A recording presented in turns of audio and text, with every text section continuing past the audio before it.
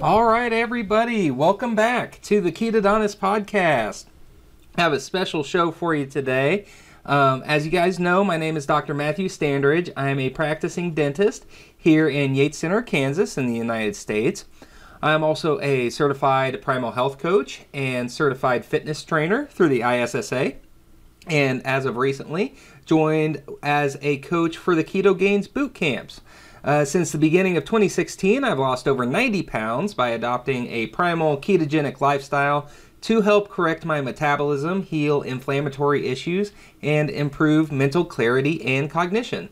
While this show is not meant to be seen as giving specific medical advice, after seeing the improvements in my and my family's quality of life through diet and lifestyle change, I was inspired to spread the message of healthy, real nutrition to my patients, my community, and now you. This show will also track my journey to even further weight loss and increased health, as well as help guide others along their own path to better health and wellness. So if you're new to the show, I welcome you. I'm glad you made it over here. There's a lot of podcasts out there spewing a lot of different information, and this show was created really out of necessity to clear up a lot of the confusion, a lot of the misinformation in this health sphere, low carb, keto, paleo, all that good stuff.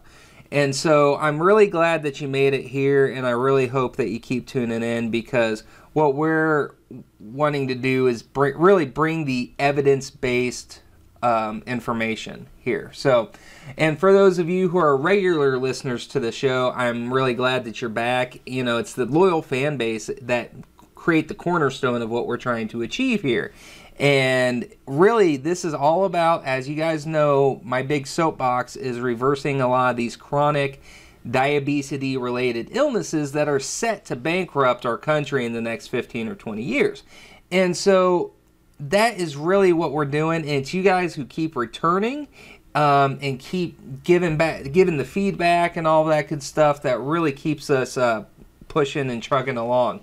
So if you guys haven't yet, I do call on you. Leave us a 5-star review.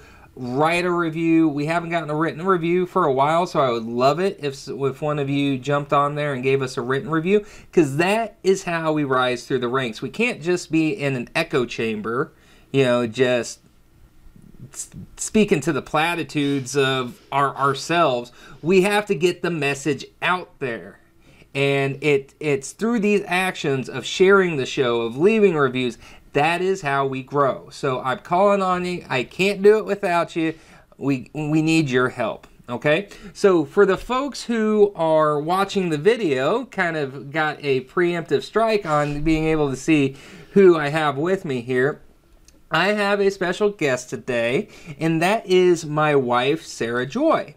And we've been wanting to do an episode like this for a while, kind of a joint episode, and talking about, you know, some of the challenges that come through going low carb and when you're married. You know, we'd love to do a episode down the line of trying to raise kids on more of a whole nutrition, whole foods type thing, and that's very hard in today's society. And so I'm sure we'll talk about that one time, but we're recording this on New Year's Eve, and our little daughter Hazel is with the folks, my parents, for the night to bring in the new year. So this is our New Year's Eve. It's not popping champagne and, you know, and drinking and I'm partying. We just got back from Wichita, did a little shopping, went and watched a movie, and now we have a quiet house and we're going to record a podcast episode. So that's our life. Yeah, I know, pretty baller, right? So anyways, without further ado, Sara Joy, welcome to the show. Thank you, Matt. That's weird hearing call me Matt. I never That's call weird. you Matt. No, you can say what you usually say to me. That's fine. Babe. Babe. All right. So Sara Joy, kind of let us know a little bit about, before we get into what you've been doing and all that stuff, and since you met me, give my listeners a little bit of background of your life growing up and all of that stuff? Because you never really had any health issues. You never were overweight or anything. So tell the listeners a little bit about your story. Okay, well, I grew up the youngest of 7 kids, and my mom, to me, has always been overweight. So I do have that in my background of having family members with this kind of issue. Right. For me, however, growing up, I ate a ton of crap, but my metabolism worked for me. I stayed somewhat active. You know, I was still a playful kid. I played with my older siblings and all of that. Ate the same things everybody else did. And really, of all the siblings, only one is considered overweight at this point. Mm-hmm. All of us are still in normal range. But one thing that I did have as an issue growing up was I never wanted to become my mom. She had 7 kids. Technically, she had 8 pregnancies, and she never would lose the baby weight in between babies. And so as the youngest, I never knew my mom not obese. And that started a very distinct path for me that I didn't want to do that. As much as I wanted to be a mom myself, I didn't want to do what my mom did. So that really kept something for me where even though I ate the same things that my mom did, and she was always a yo-yo dieter, trying new things, the no-fat, Diet Cokes, Diet Pepsi, things like that. Right.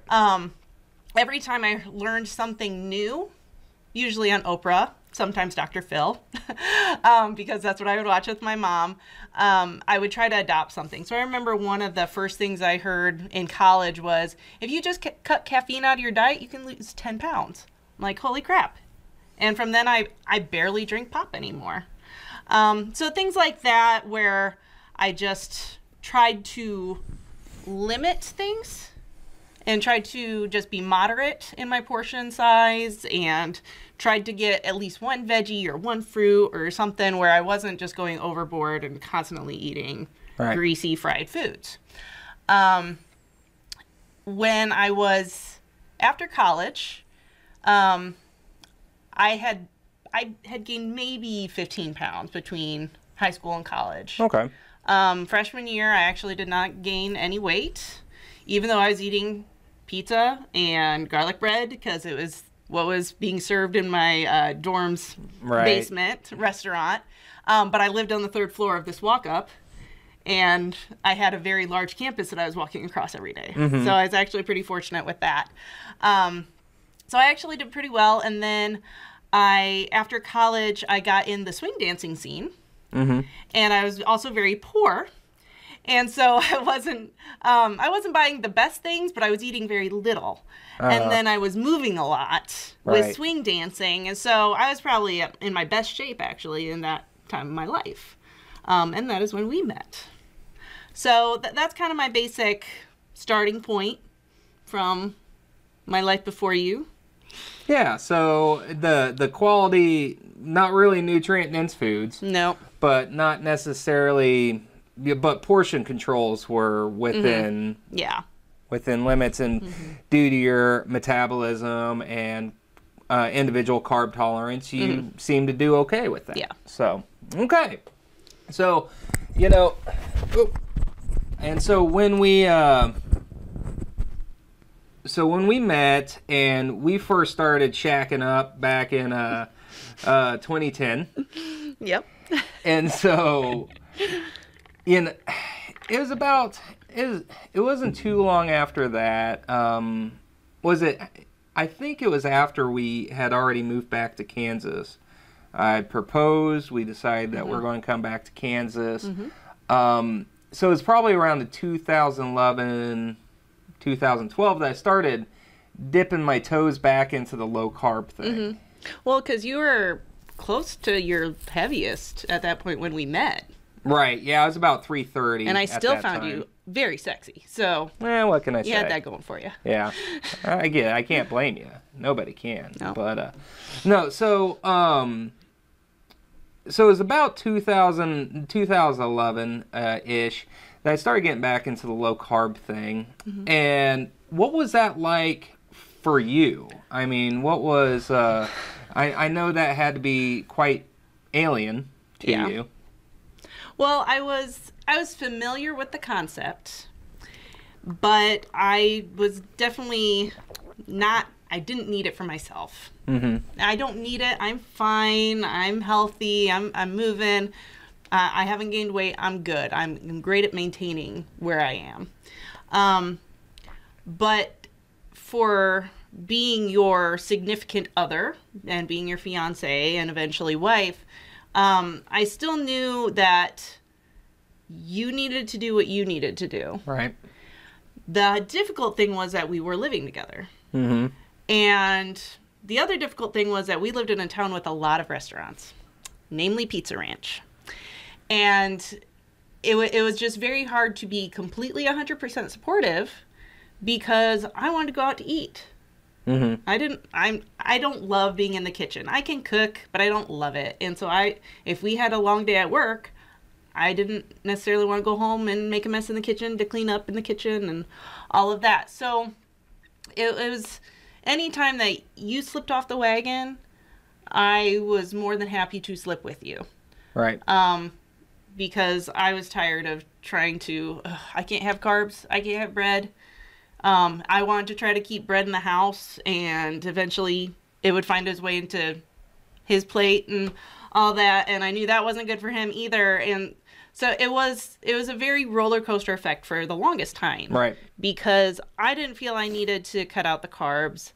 I knew that's what you needed, but I just couldn't quite keep it out of the house. I couldn't quite say, no, we can go out, let's not go out this time. Let's stay home. It was very much, well, if he slips, let's go. Go ahead.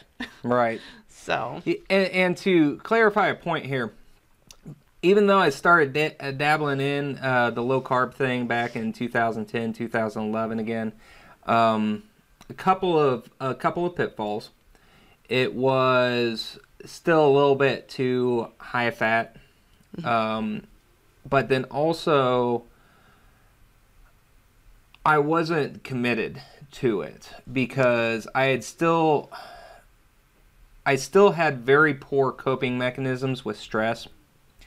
And that's something I still battle with. And I'm very transparent about that. But even though I was dabbling in low carb over the next few years, I still gained another 20-some pounds because I wasn't committed to it. And because if I was stressed or had a long day, I'd still want to drink alcohol or go hit a buffet or something like that. So even though I might, be low carb and be pretty decent 5 days out of the week, there's those 1 or 2 days that I would still go off the rail because I was depressed, because I was stressed and all that stuff. Yeah, and those were very stressful days for us. We were working in public health at the beginning of our relationship, and that's just a stressful thing, and he wasn't his own boss and couldn't do everything that he wanted to do. With our political leanings, which I won't go deeply into, of course, working public health was hard on our psyches a little bit. So that was hard, and then he started his Eureka practice and trying to get the building redone, remodeled, and then trying to get the patient base and all that. And it was tons of stress for the first few years of our marriage and our life. And so I could understand why he wasn't losing weight. Absolutely. As much as I would try to, in these past couple of years, been a lot more supportive of healthier habits, the stress it was working against us. It was working against you. Right. So that was very, very hard for those first few years. Yeah. And it wasn't until about that 2016 that I started getting into the thing, and keto became a big buzzword. It wasn't just low carb anymore. No, it had to be keto. Yes. And that was all well and good, and it was exciting and all that stuff, and it's kind of confirmation biased to me because of my previous success in high school, dropping 130 pounds doing Atkins. And so I listened to it. I switched out my fast food breakfast for bulletproof coffee and all that stuff. And I lost weight, and I lost 30 pounds pretty quickly, but then I just plateaued out. For a few reasons. I was having way too much fat. I wasn't getting a whole lot. I was doing a lot of added fats. I wasn't eating like whole food, nutrient dense keto. I got to be a pro at cooking with cheese. Right. Yeah. Yeah, exactly. Yeah, there wasn't a dinner that we had that just didn't have gobs of cheese and all that stuff. So there was that. I was just consuming way too many calories, way too little nutrient-dense food. So I was doing the high-fat keto, but then also still stress because we had our first child, Hazel. So we were new parents, and I took over a second dental office. Yay! So went from running one businesses to two. Dealing with two overheads, two teams, two sets of patients. Multiplied employees, all that stuff. And a wife at home with a new baby. Yeah, and who a stay-at-home just wants wife. to make sure that her husband stays sane Right. enough to come home and want to enjoy his family. Yeah, so stress, again, depression, a lot of that stuff. I was still not adhering as great as I should have because, again, I hadn't quite developed the coping mechanisms needed to stay on course. So that stalled me out for a good year as well. And so my difficulties with that were trying to keep him on track these past couple of years. If he was starting to slip and I could see it, it was very much trying to change his mind to do the right thing. Hey, I will make something, don't go to the liquor store. Don't, I'll try to stay strong on my side so that when you're weak, I don't allow you to stay weak. Right. Yeah. And so things did get better.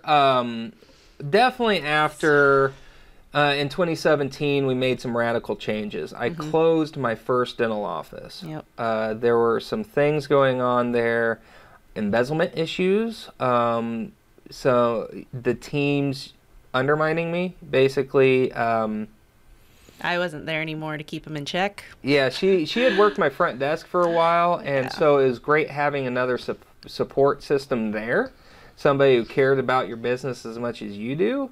But after she was gone, people weren't doing their jobs, and I was so busy running two offices that I was spread too thin, and this team wasn't collecting money from patients. They just didn't care, and then they ended up without jobs because I fired them all. Good riddance. Yeah. But anyways, so we made some radical changes. Come 2017. I fired everybody at that office. I closed the doors, and we physically moved our family over here to Yates Center. And I highly supported all of this.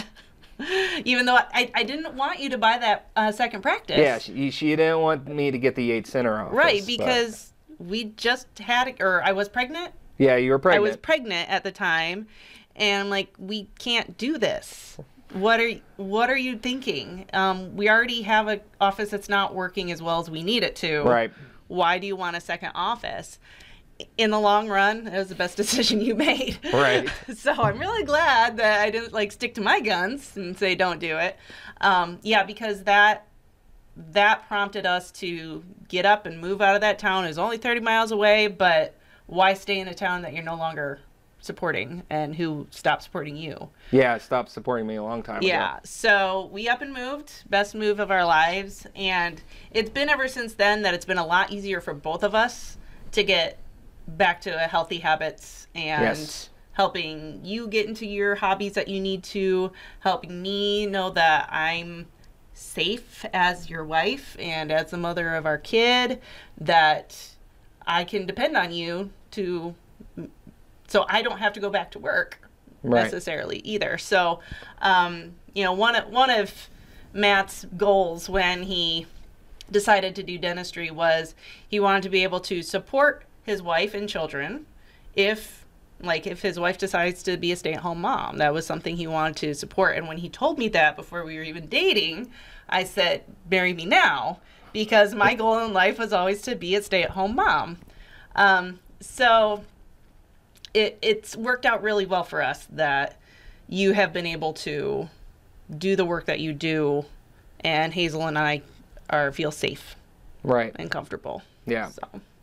Yeah. So after we moved over here into Yates Center, we just had a much better team, much better office, patient base were better, and all that stuff. And so, because one of the downsides to going back to your hometown is they don't see you as a respected doctor; they see you as Matt. They see you as the good old boy, and I don't need to pay him. Yeah. Because we got rapport. Yeah. Oh, I know. No, it doesn't work like that. You know, and sorry, folks, but you know, pay your dentist. The new grads coming out of dental school, oftentimes over $400,000 in student loan debt. Usually at about 8% interest. And that's just dental school. That's just dental school. That's not even putting in the bachelor's that they had to get before that. So pay your damn medical providers, people. But anyway.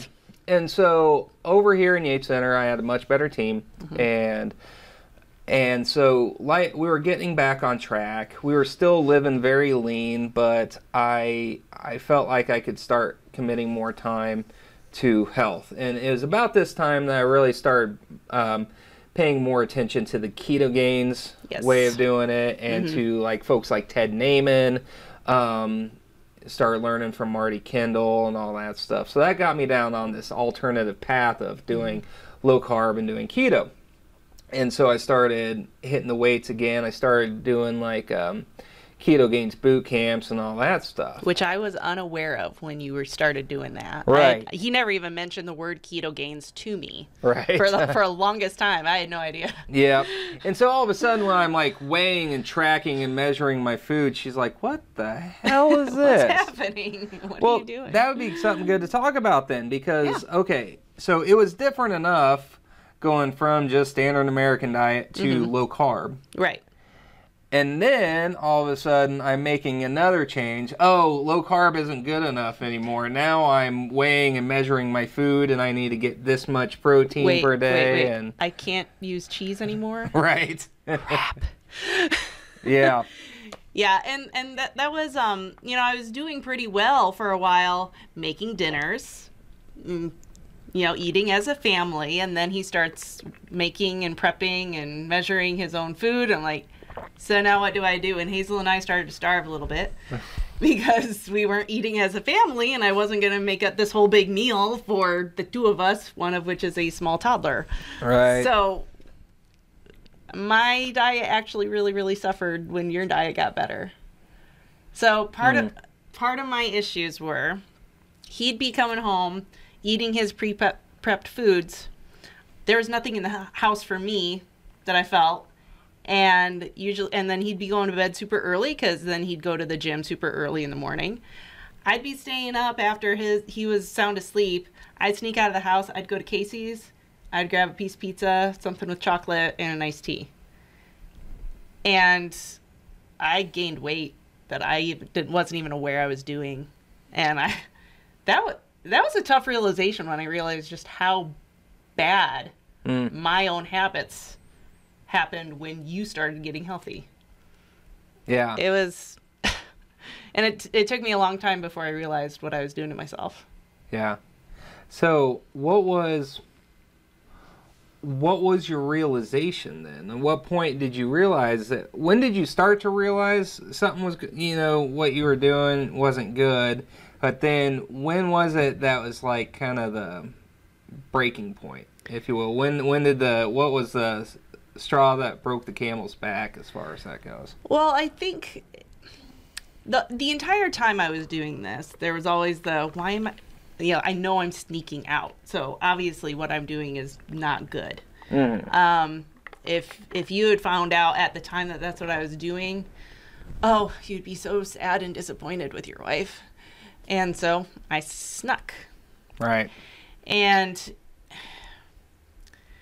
when I was tired all the time, and when the dishes aren't getting done, and when the house isn't cleaned, and the laundry isn't done, and I'm a stay-at-home mom, and my daughter is going to daycare twice a week in the mornings, and these things still aren't done, I'm like, what am I doing? My husband's breaking his butt to provide for us, and what am I doing for him?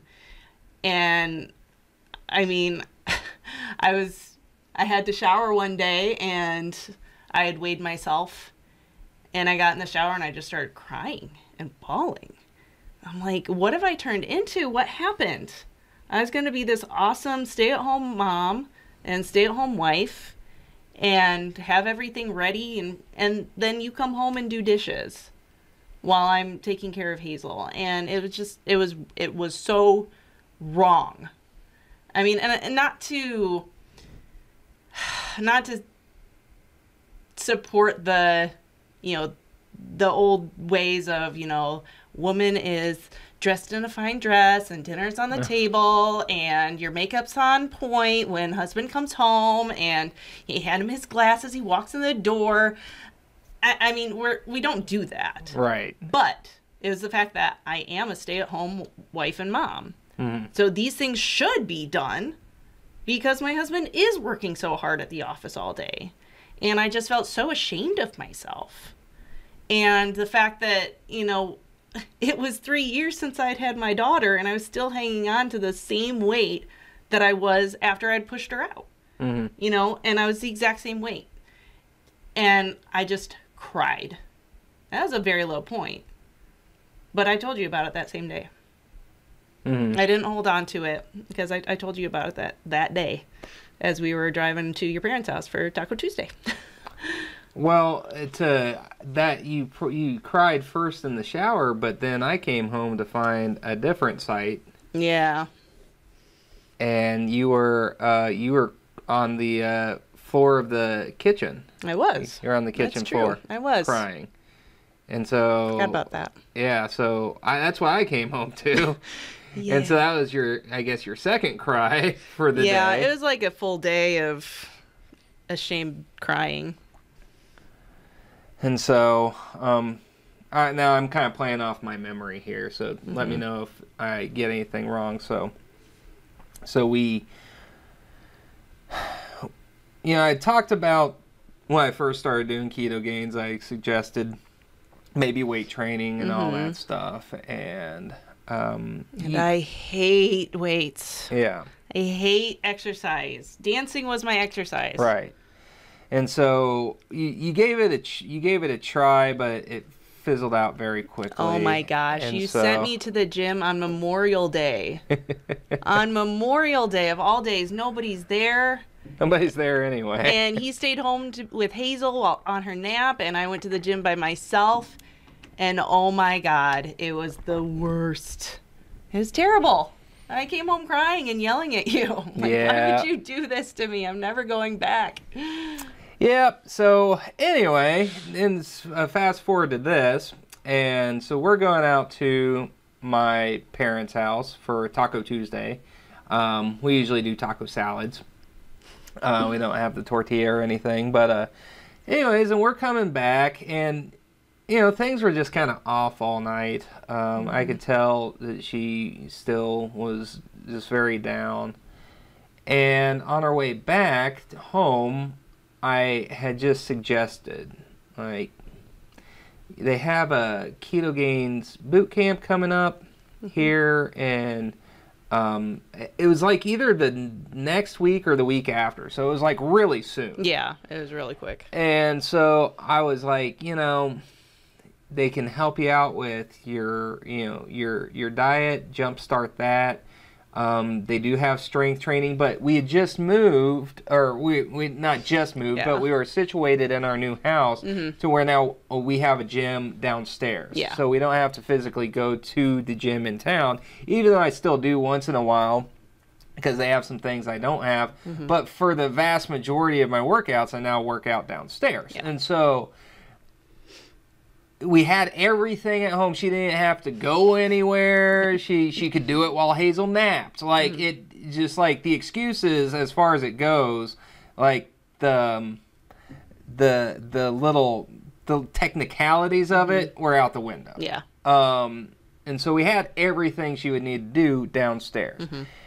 And then, but then also I said, you know, another thing about the boot camps is the support structure. That's the community aspect of it. And that's one of the things I love about CrossFit. I'm not in love with CrossFit because I like programmable and titratable. They say things are scalable, but I like programmable stuff so where you can go through a progression of things. And CrossFit doesn't have that. But by God, CrossFit has a great sense of community. They have a great culture. Yeah. And that's why I love CrossFit. The nearest CrossFit gym's a little over 30 miles away.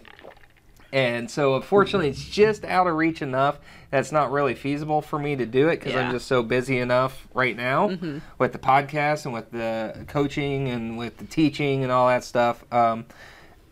I just can't really make it work. But if I had one in my town, I probably would sign up because that community and culture is there, and that's a big part. Well, the same thing goes with the Ketogains Bootcamps. Is you're going through boot camps with 100, 200 people together, and you're all answering questions and asking questions and going through this learning and growth process together. And so when I had mentioned that, your eyes just kind of lit up a little bit. They did. Well, and so, you know, we have our local gym. We also have this place called The Studio here in town. Right. And the owner of that was doing a morning Pilates yoga type sessions for anybody local, women or men. It ended up being all women. And it was like 6 o'clock in the morning. And we tried to make it work where if you had to go to the gym, you would go at night so that I could go to that class in the morning. Right. We were doing this while we were at our little house here in town. And so somebody had to stay home with Hazel while she's sleeping. And the 6 o'clock was the only time I was going anywhere, that 6 a.m. thing. And I did it for a while, and I did enjoy it, except it was at 6 o'clock in the morning. And I am not a morning person. I'm a night owl by all accounts. I hate mornings.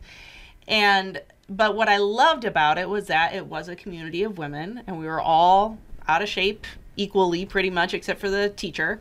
And I needed that classroom type setting. You asked me to do stuff on my own.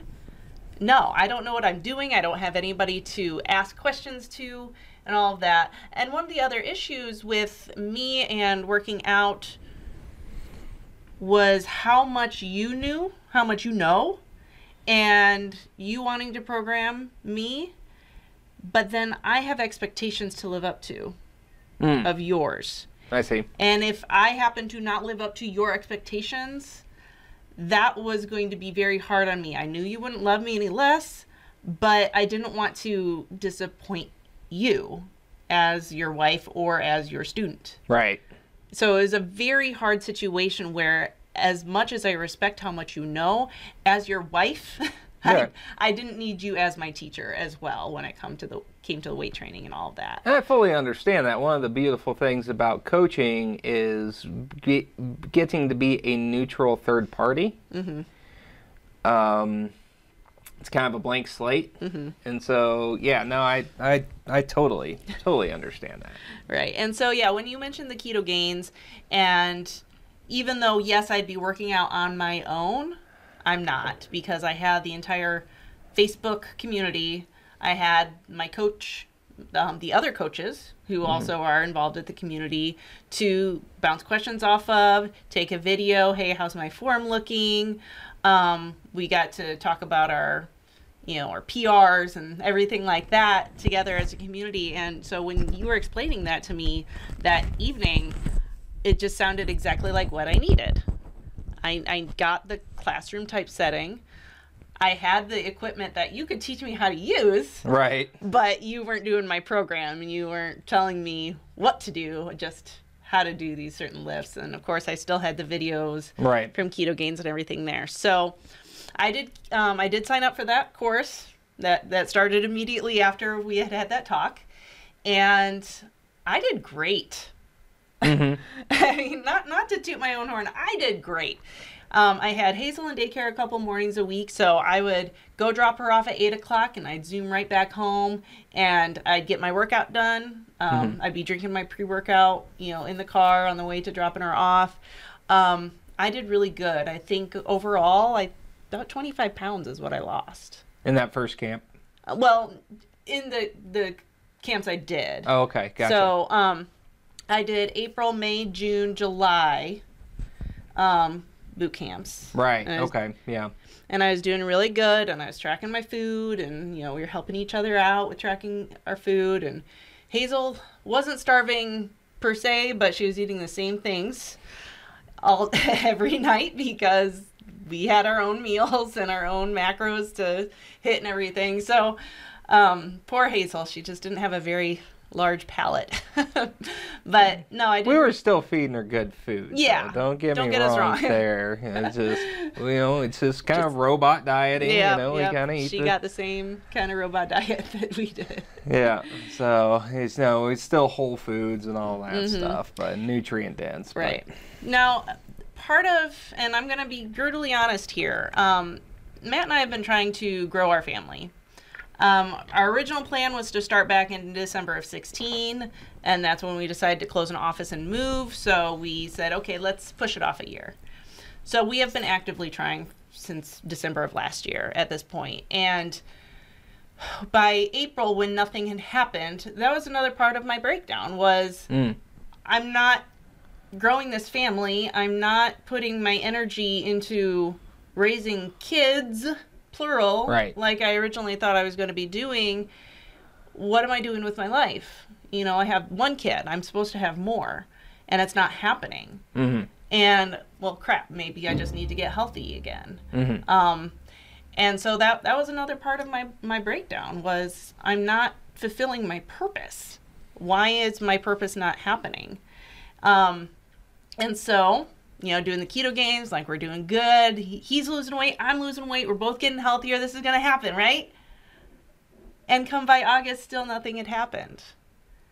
And August came, I got down to about 160 pounds. We had hit my ovulation marks a couple of times. Still no pregnancy. And then, so I went into kind of some depths of despair in August when that still hadn't happened, and didn't go into the next Ketogains group. Right. Then we got news that we were losing people at the office. Both of our front desk workers decided they no longer wanted to work at the office. And it started with our scheduler. And she told us at the beginning of September that she was leaving at the end of September. And we were both a little stressed about that. And I said, well, since I did this in the last office, right, I will take over for the front desk for the time being until you can find somebody else. Right. And then within the first week that I started, retraining myself, the second front desk person, our financial coordinator, said, I'm going to be gone the following Friday from the first person. And we're like, wait, what? So that really set off the stress meter for me because all of a sudden I am the lone front desk person and I haven't worked your front desk for 3.5 years. Right. And that was ridiculous. And so I have not been back on the Ketogains Bootcamp since end of July. I have mostly maintained. I jump between 160 and 165. Yeah. But I know my composition has suffered. I ended at 160, but with muscle, and now I'm going between 160 and 165 with not as much muscle as I had. Yeah. I'm not maintaining my protein. I'm not counting anything. I'm not counting my macros. I'm just kind of surviving right now because I never planned to be a working mom. Right. And it's just been hard. Yeah, it has been. We had a lot of turnover, and I talked about this a few episodes ago. A lot of turnover with the team and everything. it's hard to keep good people, especially out here in kind of a rural area, and especially with a job that's a little bit more on the specialized side of things. Stuff dealing with a specialization of dentistry, because dentistry, well, is a specialization of medicine. So you have that. It's like learning a whole new language. Definitely adding people's dental insurance and benefits and all that stuff. It's a whole different thing. Than it's not like you can train at a restaurant or train at a bank and it has a lot of cross pollination with what we do here. And so other than just good customer service. And so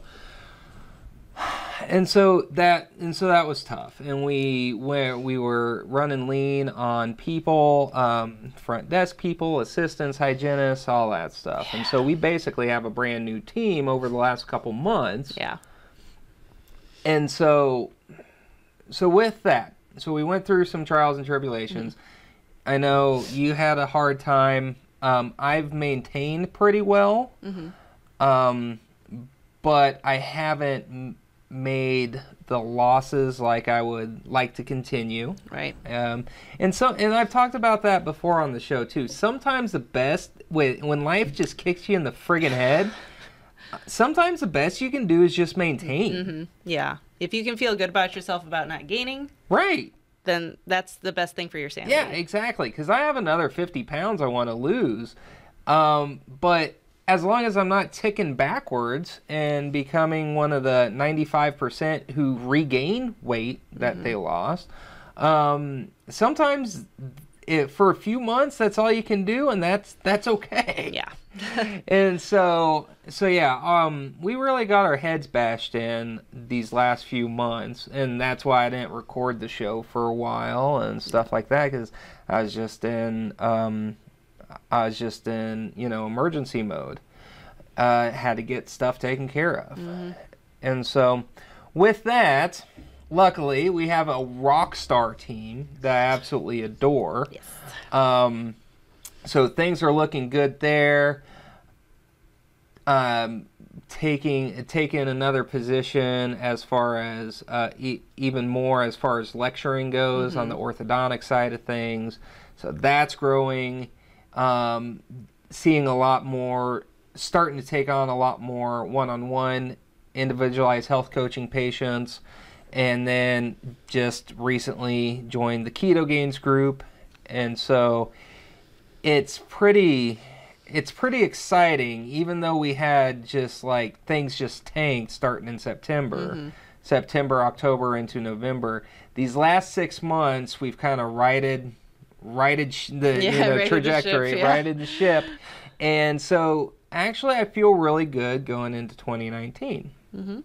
And so as far as you personally goes, what does 2019 look like for you? Do you have any particular goals or things that you're wanting to accomplish? What you'd like to see happen with the family? Let's talk about the new year coming up. Okay, well, now that we have a second front desk person working up front with me, I feel a little more comfortable now that I can use our lighter days during the week to leave her there. I can come home. I can maybe start working out again. I have not touched our downstairs gym since end of July, beginning of August. Right. I didn't feel comfortable doing that because working full-time, 8 hours a day, 8 to 5 every day. And poor Hazel, her world got turned upside down that she had to start doing not just school in the morning, but school in the morning and daycare in the afternoon. I felt that any time I had at home, I needed to spend with her. Right. Because we didn't have a lot of time. Because then she's, I pick her up at 5:30. She's in bed by 7:30 in order to have school the next day. Yeah. We don't have a lot of time together. Right. But then after I get her to bed, I don't feel like working out either. Yeah. Because it's late at night, and if I work out right before going to bed, it didn't work with my schedule. Yeah, it's funny. There's a lot of studies that show that working out right before bed doesn't matter. I don't get it, because I have never had luck working out right before bed and then getting to bed on time and having a restful night's sleep. I've never experienced it. There's some scientific literature that suggests it shouldn't matter, but that's not been my experience. I don't know. I don't know what to say, but that's why I really find a time that works for you. Yeah, for you. Even though I'm a night owl, I still also have to go to work at 8 o'clock now. You know, so I'm gonna start 2019 trying to get back downstairs in the gym, using my, our Wednesdays, Fridays, and a day on the weekend to get back down there. You're gonna be meal prepping for me. Yeah, I've recalculated our macros to where basically our macros are the same. It's just I have double the protein. Yeah. But our carb and fat macros are basically the same. And so I'll fix the same meals for both of us. Just in my meals, it'll just be double protein, basically. And so. All right. We are going to keep trying to grow this family of ours, because our first kid we knocked out of the park, and we'd like to try to do that again. However, so I think part of our problem of this past year, one, is because you were aggressively cutting. Right. And if your body is in starvation mode, why would your body say, hey, yeah, go ahead and make another human being? So that might be part of our issue. We'll see still going forward. Now, the one clarification, starvation mode, I have a problem with that term. And so you guys have heard me talk about that. So that starvation mode is a bit of a myth. However, there are certain things that happen when people are aggressively cutting, and it's not necessarily a metabolic slowdown. That's again kind of a myth, but it can have issues with stress levels, with hormone levels, and it can have an effect on fertility. Now, whether that is on the woman's side or the man's side, it's tough to tell, and I actually don't know enough about say for a male example, aggressive calorie restriction, prolonged calorie restriction, and its effects on sperm count or sperm motility. I don't know enough about that because I haven't looked at that yet, but so I'm kind of wondering if aggressive dieting for a while, plus the stress, plus all this, and all the stuff that's happened this last year, if that was just really throwing a wrench into things. Yeah, we had some things working against us. And that was another thing in August when I decided to stop doing boot camp was, well, if I'm not doing this to get pregnant, because I'm not pregnant yet, what am I doing this for? I mean, that really was part of my thought, is I'm doing this to be healthy, to have healthier pregnancies. Right. And it's not happening. So, again, my purpose just wasn't happening. Right. So, yeah, that's another reason why, come August, I'm like, I'm not signing up for another boot camp. It's, and it's very hard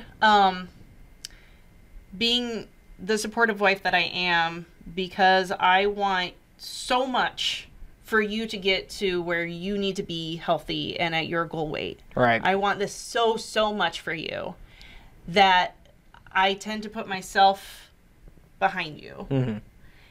And, I mean, that's okay. In my head, that is perfectly okay. If I weren't supporting you, we wouldn't have the marriage we have. Right. You wouldn't be doing the things you're doing. And you're doing awesome things. And so it's this very weird, selfish desire of, I just want to get pregnant. I just want to be a mom. I want to stay home again. But he also needs to lose the weight that he wants to lose. And so a very selfish and a very selfless desires are clashing against each other in my head. And the thing is, though, and something that we kind of want to realize is a couple of things. It's when we take care of ourselves, and this is something that I hope you kind of get to at some point, and that is when we take care of ourselves, we can then serve the people that we love better. You know, it's my personal opinion that when you're working out and when you're eating healthy, your energy levels up, your mood levels up, and you're going to be, and you're a better mom to Hazel, and you're a better wife to me. And so that in itself is a reason to do these things. But then also, one thing I deal with when talking with my clients is a fixed mindset or an outcomes-based mindset versus a growth mindset. And so that is, my goal is to lose 30 pounds, and that is the only thing that's important. Well, okay, what if your body doesn't really need to lose 30 pounds? What if a recomposition, losing 15 pounds and going through your recomposition would be the most optimal? Right. Just because you achieved that, but you didn't get your 30 pounds, does that mean all of this was lost? All of this, you know, all these gains that you've made, is that all for nothing? Or just because you didn't get pregnant, you lost 25 pounds, put on muscle, looking slamming, all that stuff, just feeling good about yourself, but just because you didn't get pregnant, that means that all this just needs to go out the window. Well, I shouldn't have joined Ketogains Baby because I keep seeing all these success stories of I've been keto for a month and hey, I'm pregnant. Right. What? I've been right. So we're doing this, guys, not to put ourselves up on a pedestal. We wanted to do this episode because we wanted to be real about things, and because a lot of people go through this stuff, and we wanted to be transparent about it. That there's so much in this social media world that we live in. All we see are the highlight reels. All we see are the touched up, filtered Photoshop pictures of the high point moments. And a lot of the people, and I'll tell you, a lot of the experts, the more that I learn about this, a lot of the experts are just as broken as you are. And so don't make you think that there's like anybody on Instagram that is showing their perfect life. They're just as effed up as anybody else. And so we wanted to do this episode because we wanted to give a wrap up to kind of going into 2019, basically, set intentions. Yep. I'd love to get Sara back on the show. We have some Q&A stuff lined up that I'd love for her to co-host and help me with. But also kind of as a form of accountability for her as well, just as the show has been a form of accountability for me. And so that's why we want to do this show, is to be very real and be very transparent up front about our past struggles, where we're wanting to go from now, our plan and our intentions, so that way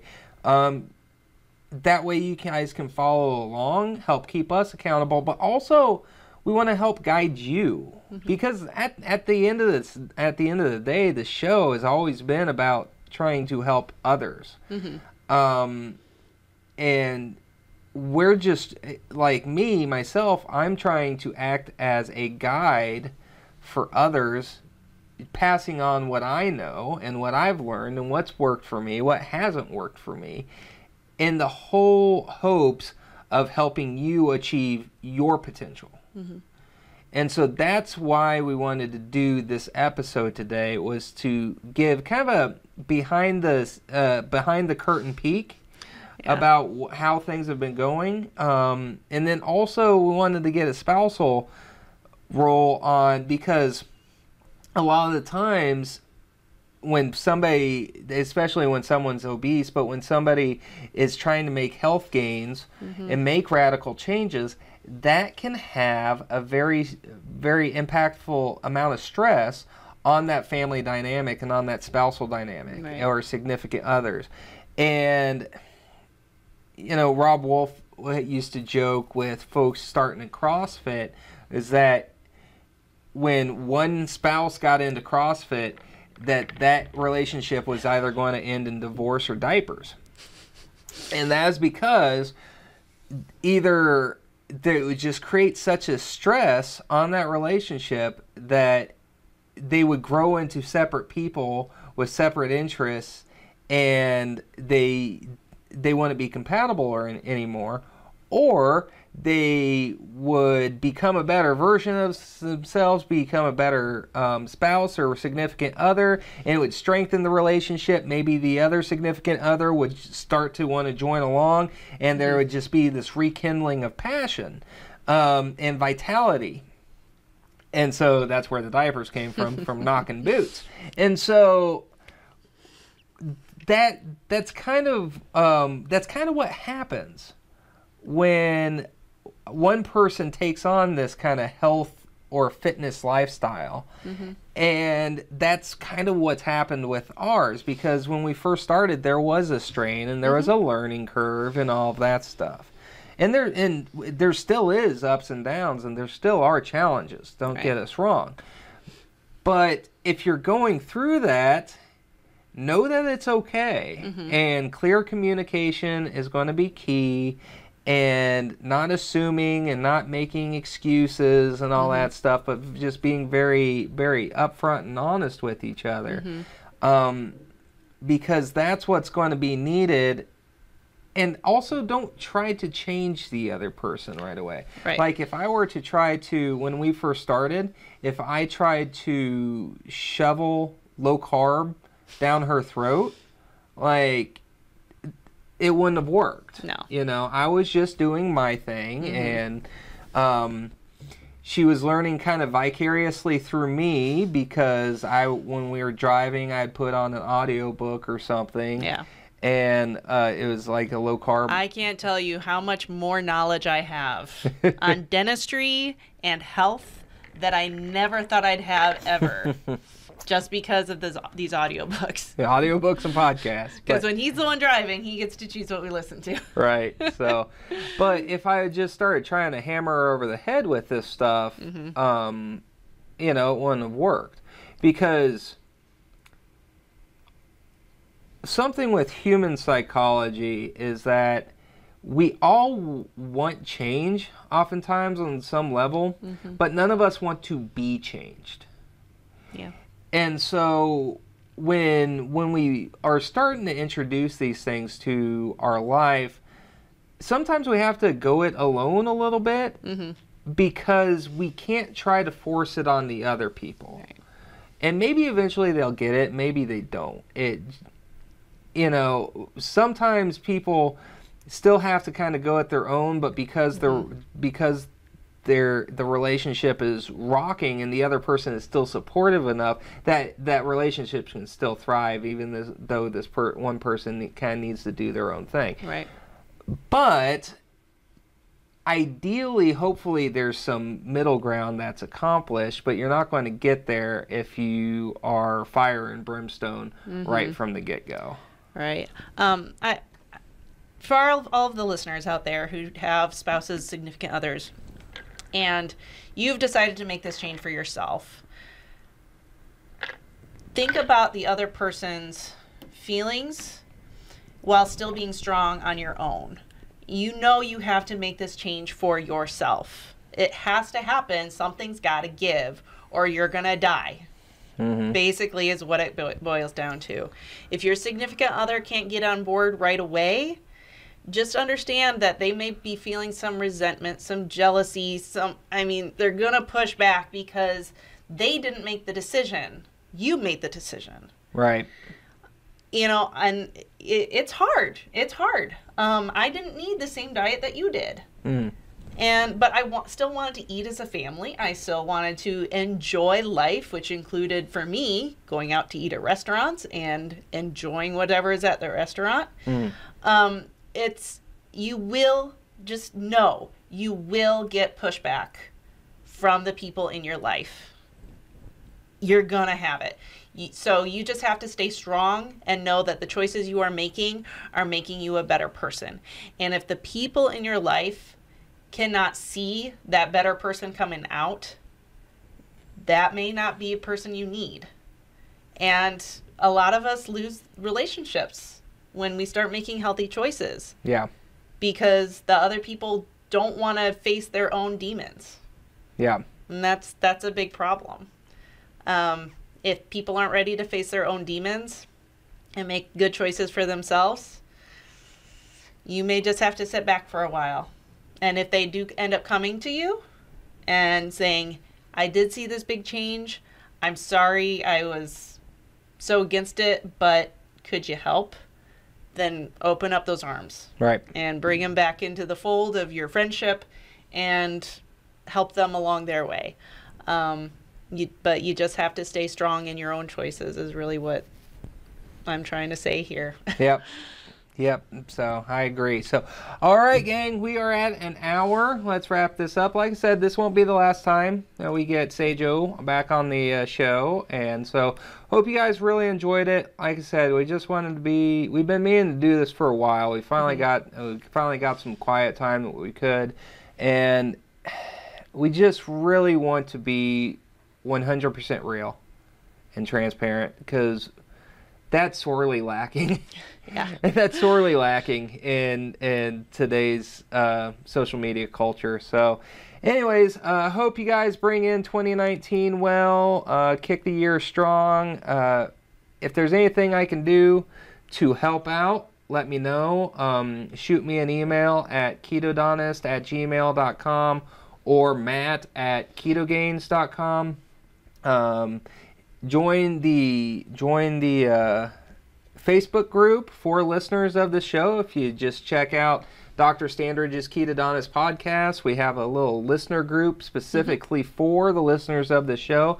It is a closed group, so you have to answer questions to join, but we'd be happy to have you in there. We have a lot, try to spark up conversation in there quite a bit and ask about what people want me to cover and all of that stuff, and I share resources. Guys. I want to be back for a question and answer show. Yeah, so all right, guys, well, you guys take care. And hey, where can they leave a review, Matt? Oh, they can leave reviews anywhere.